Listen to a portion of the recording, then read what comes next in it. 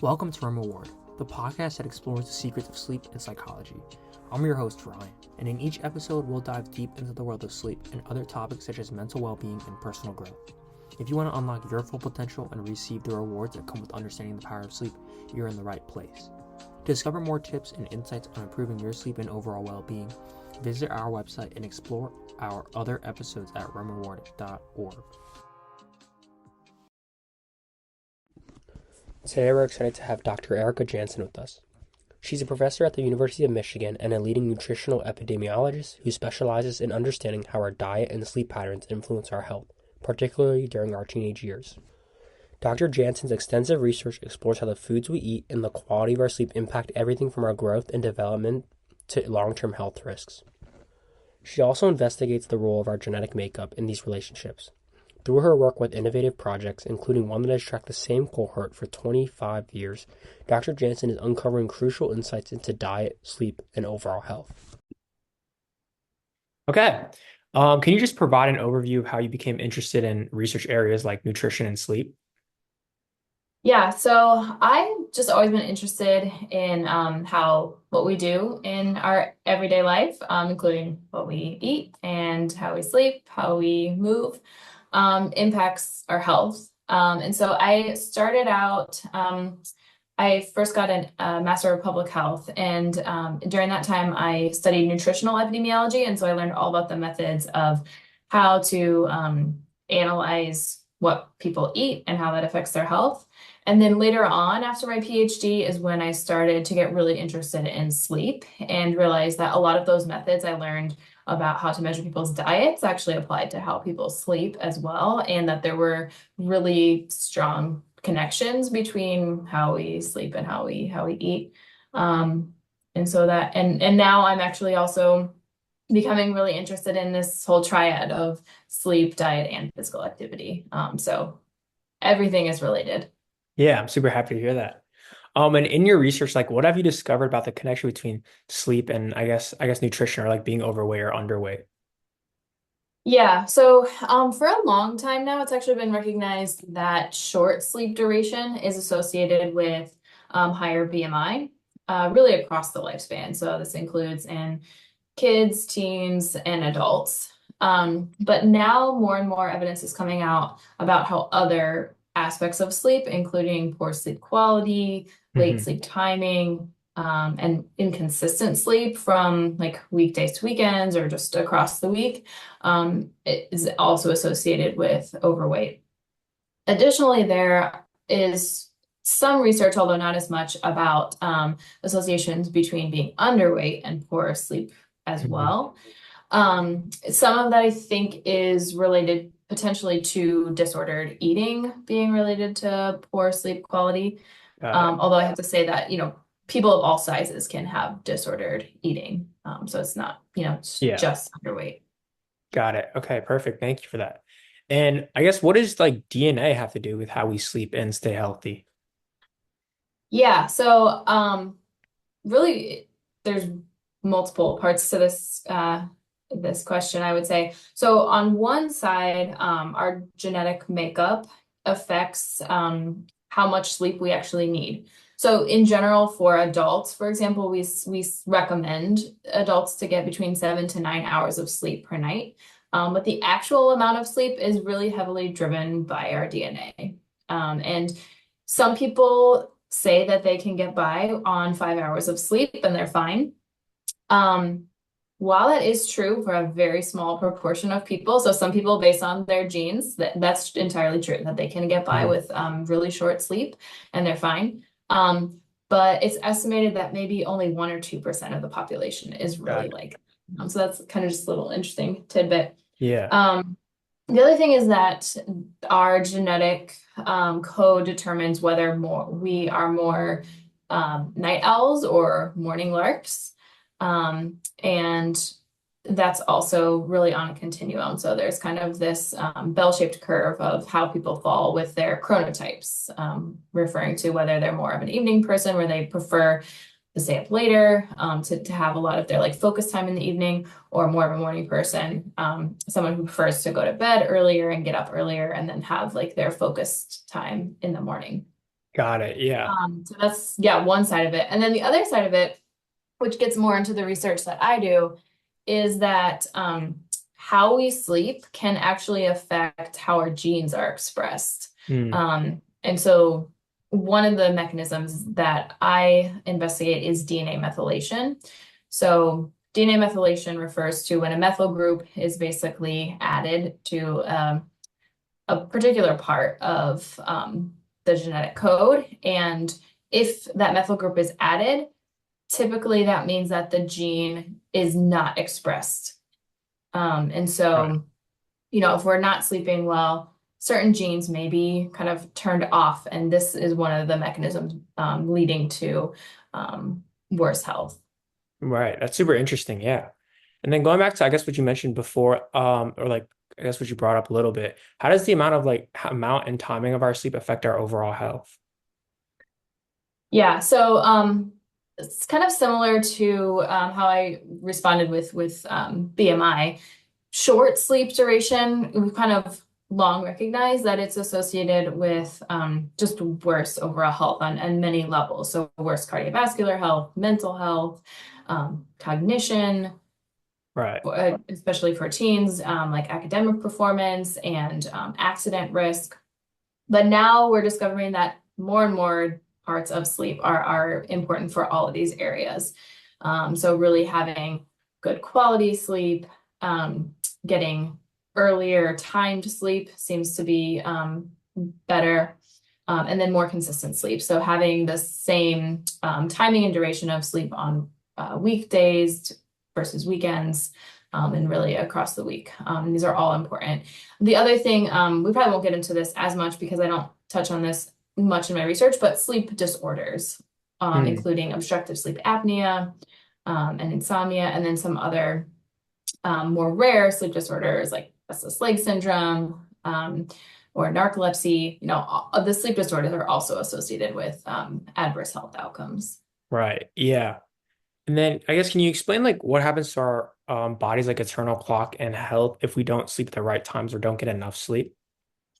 Yep. So this gets into circadian misalignment. So circadian misalignment refers to when our sleep-wake cycles are really out of sync with our underlying circadian rhythms. So shift workers are the classic example of this, where they are awake all night working, and also eating, and then they sleep during the day. And so that is, you know, completely reverse to what the body's internal circadian rhythm is expecting, or what it's doing. And so when we have when it's out of sync, one of the things that is affected the most is metabolism, because our bodies are designed to basically be eating, active, everything during the day, and then not eating, sleeping during the night. And when we're not doing that, that's when we can really run into problems with metabolism and related cardiovascular risks. Right. Yeah. Thank you for that. And then I guess one of your studies looks at how the foods children eat affect like childhood obesity and puberty. Can you tell us a little bit more about that? Yeah, so this actually was work that I did primarily in during my PhD Hmm. thesis, and then a little bit after. But basically, what I found is that early childhood diet was associated with timing of puberty and also with weight status. And so what we found is that healthier diet patterns in childhood, meaning more fruit and vegetable based diets, and diets lower in red meat, specifically processed red meat. Right. And then finally, diets that were higher in fatty fish like salmon and tuna. Those were associated with earlier puberty and also leaner body sizes. And a lot of people, I think, don't know that there is a connection between the timing of puberty and later disease risks, especially cardiovascular disease risk, and for women with breast cancer. So especially girls and women with earlier puberties are at much higher risk for breast cancer and for cardiovascular disease later on in life. So I think that really just showed the importance of childhood diet. The diet that we measured was somewhere in the mid-childhood range. So kind of between the ages of 3 and 10. Um, so yeah, Yeah, that's showing super interesting. Yeah, yeah, early diet can really affect long-term health. for sure. And yeah, so I guess going off that, like what other effects have you noticed from an increase, I guess, of like unhealthy or junk food in our society? Yeah, so I primarily work in Latin American populations. So one of the things that I've noticed from my research is that um, as food sources and food consumption has changed in Latin America, and we specifically call this the nutrition transition. So what Mm. this refers to is when populations go from more traditional diets, which are typically really high in fruits and vegetables and high in fiber, but then when they get exposed basically to more westernized foods and more processed foods and more meats, um, this is this is what we consider as the transition. And when what we can see is that as these diets are shifting to more of these Western patterns, we could see that the timing of puberty gets earlier and earlier and earlier. And it's just this like exact mirror almost of the nutrition transition. Wow, that's amazing. Yeah. And I guess how do like sleep and food and the food we eat influence each other? For example, like does eating healthy help us sleep better? Yeah, so there is really a bidirectional association. So first, I'll talk about how sleep affects diet. So we know from laboratory-based studies that when we bring people into the lab and we don't let them sleep all night, or we give them, let's say 4 to 5 hours of sleep, and then we compare that to a night of full sleep opportunity, we can see that in the sleep-deprived night, people eat more the next day. They just eat Mhm. overall more calories. They also have cravings for more energy dense foods and more fatty foods, more sugary Right. foods. They also tend to eat or consume more caffeine, which makes makes a lot of sense. Yeah. So, that's one of the mechanisms by which sleep leads to weight gain.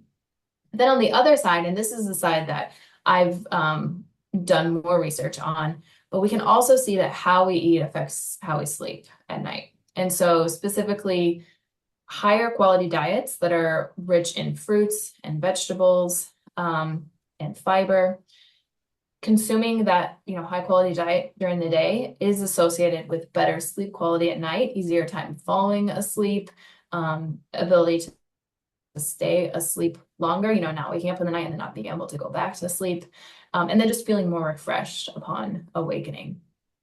Yeah. That makes sense. So I guess could you go a little bit more into detail about how like eating certain foods affects our sleep? Like I guess is there like superfoods, I guess some people would say, or is there Mhm. like something else that's really important? Yeah. So there's lots of, I would say, articles out there, right, Yeah, for about like sure. eating these 5 foods or eating Yeah. these 10 foods will help your sleep. While it is true that, we do look at individual foods in studies. And there are specific foods and specific nutrients that do seem to be related to sleep. So this includes foods that are sources of melatonin and tryptophan, also foods that are sources of magnesium, fiber, and antioxidants.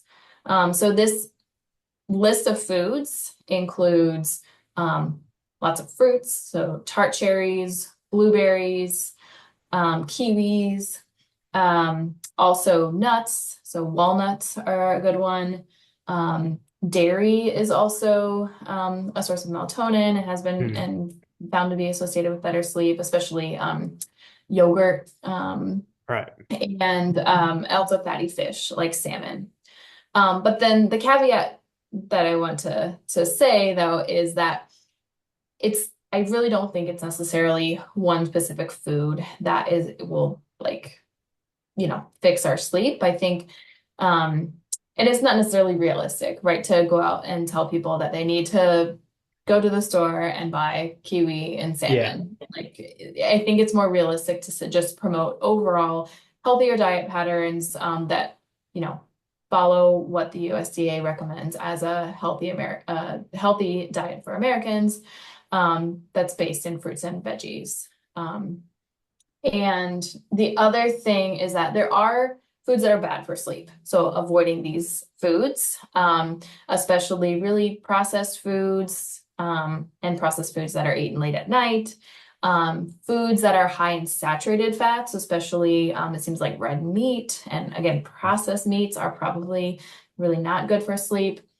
And then also what we were finding more and more recently is that the timing of eating is really important. So making sure not to eat a large meal right before you go to bed, and then keeping the consistency of timing of our meals, again, from day to day. So trying to eat lunch at the same time, dinner at the same Right. time, Yeah. and even like that last like bedtime snack, not, doing one thing one day and then a completely different thing the next day. I think it's just really important for our circadian rhythm so that the body it knows what to expect Sure. when, and it's part of telling the body that, okay, now you've eaten your last snack for the day and now it's time to like move into the sleep period. For sure. Yeah, that makes a lot of sense. And have you found any like surprising results about how sleep and diet are linked to changes in our bodies?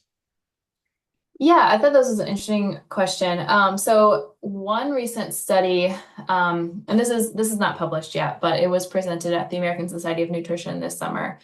And we found that there was actually an interaction between sleep and diet on cardiometabolic health in women. And so specifically, what we found was that sleep on its own was not associated with metabolic syndrome, and diet on its own was not related to metabolic syndrome. In this case, we looked at the Mediterranean diet, Hmm. the overall score of the Mediterranean diet. But when we looked at the sleep and Mediterranean diet together, it was that combination of, so for women with poor sleep quality, that was when diet actually made a difference Okay. for metabolic. So that was just like a very interesting thing that, again, these things are highly connected, and sometimes you really can't single out any one particular thing. It's thinking about these behaviors together. For sure. Yeah, it's like looking at the overarching. Yeah. And I guess another question I have is like, what are toxicants and how do they end up in our food? How might they affect our sleep or health? Yeah, so toxicants are pretty much any sort of substance that they're found in our foods or found in things that we use to cook food, consume food, but also just in our environment generally. So they're found in personal care products, they're found in the air we breathe, and things in our house. And a lot of times these substances, the chemical structures mimic hormones. And so that's why they can interfere with our Hmm. body's, natural hormones and potentially our like natural circadian rhythms and things like that. And so I have found that toxicants, including pesticides, lead, mercury, phthalates, which are found in plastics, are all associated with worse sleep health. And Right. particularly, they mess with the sleep timing. So it seems to be that they may be able to interfere with the circadian rhythms. Hmm. Um, so yeah, it's scary, For but sure. also Yeah. really interesting. Yeah, it's super interesting. And I guess like how can we avoid eating too many like of these harmful substances that could affect our sleep and health? Yeah. So I will say that we don't need to be like too alarmed about toxicants in our food, because primarily we're going to see these effects if we're really heavily exposed. So typically this includes people who are exposed occupationally, through their jobs. They're working in Right. a factory where they're like engaging with a certain chemical every single day. Um, but there are some things we can do, and mostly it is to just eat a diverse array of foods. because pretty much every food that's grown in the ground, for example, has some sort of toxicant in it because the soil just has these things. The soil has arsenic and Mm. cadmium, and that is just the plant takes that in, and then we eat it. And that's okay. Like we are used to having the body is used to ridding us of toxicants. And if we eat a wide variety, then we're not going to be consuming too much of any one thing. And then the other thing is to just sort of generally avoid plastics as much as we can, replacing our containers with glass containers rather than relying on too much plastic. Never microwaving plastic. And then, cooking at home rather than getting takeout, which is often wrapped in lots of plastic and paper and things that definitely adds toxicants to our food. Yeah, that's really helpful. Thank you for that. And I guess switching gears here, like what's the hardest part about studying like sleep and diet and how it impacts our health? Yeah, I think one of the hardest parts is that it's really hard to measure these things, especially just self-report. So if I ask you, what did you eat in the last 24 hours? Yeah, How accurate do you think you would be? probably forgot what I had for breakfast already. Yeah, right. And then the same goes for sleep. So people that, maybe have insomnia or just like they wear some kind of Fitbit or some other device where they're like thinking about sleep, they might have a better answer. But if you're not generally bothered by your sleep, you probably don't know how Yeah, many hours of sleep that you get, on any for given sure. night, or like even your typical bedtime. You probably know your typical bedtime, but just like how long it takes you to Yeah, fall no, that asleep, makes all sense. the intricacies, like people are generally pretty bad. So with sleep, at least we can use wearable devices Right. to get better estimates of sleep. But diet continues to be hard. So there are the gold standard actually is for people to keep a sleep diary. So they as they're eating, they're writing everything down and they actually weigh it. So they're given like a scale and someone shows them how to do it. But that gets really time consuming For and sure. that's, expensive for studies. So that doesn't often happen. People are starting to, try to incorporate just like the use of phones. So having people just take a picture of each meal as they eat it. But those things are really hard also to then get like the amount because you don't know if they actually ate that whole plate or Yeah, yeah, yeah. what the specific ingredients were. So yeah, diet just it continues to be a struggle Yeah. to It seems like a tedious process. Yeah. yeah. And I guess like what can teens do to improve their sleep and diet based on, I guess, what you've learned and seen? Yeah. So I think consistency is really, really important. And I know that it's really hard for teens, especially because oftentimes the school schedules do not align with For sure. circadian rhythms. Yeah. So one thing that we haven't talked about yet related to teens is that as adolescents go through puberty, their circadian clocks actually get pushed further back. So Right. it's hard, it can be really hard for them to get sleepy enough and for their body to tell them that it's time to sleep until late at night. It can be 11, 12 o'clock, even later. And then school usually starts oftentimes before 8 a.m. And so it leads to just like chronic levels of sleep deprivation during the week. And so then during the weekend is when they often catch up. So it can be really tricky to keep consistent schedules for that reason. And it does seem to be the case that it's actually helpful to make up for some of that lost sleep and to catch up a little bit, to sleep in a little bit on the weekends. Mhm. But just not overdoing it. And especially like trying not to stay up till 2, 3 a.m. on Friday, Right. Saturday night, like trying to go to bed at the same time. And then, maybe catching up 1 or 2 hours on For Saturday, sure. Sunday morning. That is helpful. But yeah, just trying to keep consistency, trying to get back to like as early bedtime as possible. And then also related to diet, again, trying to keep the same meal times from weekdays to weekends, and then really trying not to eat too much right before bed. Hmm. And I also know that in teens, energy drink consumption can be really high. And so I really encourage teens to not rely on those energy drinks. And if they are going to have it, to do it earlier in the day. Because research shows that even up to 6 hours after consuming caffeine, sleep can be affected. Wow. Yeah, it's Yeah. amazing. And then I guess switching gears again, can you explain what the element study is and how does it explain, or how does it help you learn more about like kids and teens' health?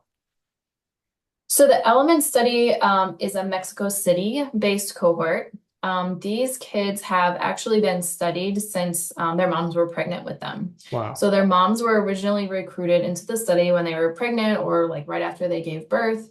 And that was in the late 1990s, early 2000s. And these kids have been followed periodically throughout their life. So now they're actually young adults, and some of them are starting to have kids of their own. And starting around the time of puberty, we had them wear an actigraph device. So, it's like a wearable device that measures their physical activity and their sleep. And really throughout their life, they have recorded information about their diet. So we have them fill out food frequency questionnaires to get an estimate of what their usual diet patterns are like. But really specifically at this kind of like pubertal stage of their life is when we've gained some really valuable insights on how sleep and diet are related to each other, and then how sleep affects cardiometabolic health, especially insulin resistance. So one of the really cool findings from this study was we showed that it's not just short sleep duration, but also late sleep timing that is associated with insulin resistance. And this association is stronger in girls than Hmm. boys. We're Interesting. not we're not entirely sure why that is, but we think that it has something to do with hormones. Wow, that's super cool. Yeah. And then I guess like what strategies do you think you could help like raise awareness about the connection between sleep, diet, and like overall health? Yeah, so specifically in teens is was kind of how I was thinking about answering the question, but Yeah. I would really like to see education about sleep covered more in school. For So sure. I think, it's standard that teens learn about physical activity, and also I think diet, but at least when I was in school, there was never a mention of sleep. I Yeah. hope that is changing more now, but just yeah, more awareness about it, and then also, especially for teens, more awareness at local levels at each high school about trying to switch school start times to be later than 8:30 a.m. So that is the recommendation by multiple organizations across the US, but almost no high schools are actually following that recommendation. Yeah. Um, Yeah, I know that's it's a big really topic unfortunate. nowadays. Yeah. And then I guess for my last question, do you have anything else like you would like to share to our viewers or you want them to take away from this podcast? Um, I think that most people can recognize the connections between sleep and nutrition when they, just think about um, their own life. Hmm. Um, but I think that we, sorry, I'm like, I lost Yeah. my train of thought here. Um, oh, I think that we don't necessarily think especially when it comes to sleep, that when we're having bad sleep, when we have poor quality sleep, or we're just like feeling really constantly sleepy during the day, I think people don't necessarily know how modifiable that actually is. So trying small adjustments to your diet or to your physical activity or to your schedule can actually really improve your sleep and go a long way. But if it doesn't, I think it's really important to reach out to your doctor because there are many effective treatments for insomnia that don't rely on medication. So actually medication is not the first line of defense against insomnia. And then also for people that are dealing with obstructive sleep apnea, there are also really effective medications for that. And both of those sleep disorders are a lot more common, I think, than we realize, even at young ages. So, if you're not getting good sleep, trying some adjustments yourself, but then reaching out for help because it makes a huge difference to your quality of life and to your overall health. Right. I love that. Thank you for the message. Yeah. Well, I guess those are all the questions I had for today. I appreciate you coming on and taking the time to come on here and talk. I'm sure everyone listening is just as grateful as I am to have you on. Thank you so much again. Yeah. Yeah, thank you for the opportunity. It's really great to talk with you and to learn more about your work. So thank you. Yeah. Thank you for tuning into the Reward Podcast. Before you go, we'd appreciate your support by subscribing, liking, and leaving your thoughts in the comments. Stay tuned for our next podcast where we will be joined by a special guest speaker to explore even more about the fascinating world of sleep and psychology.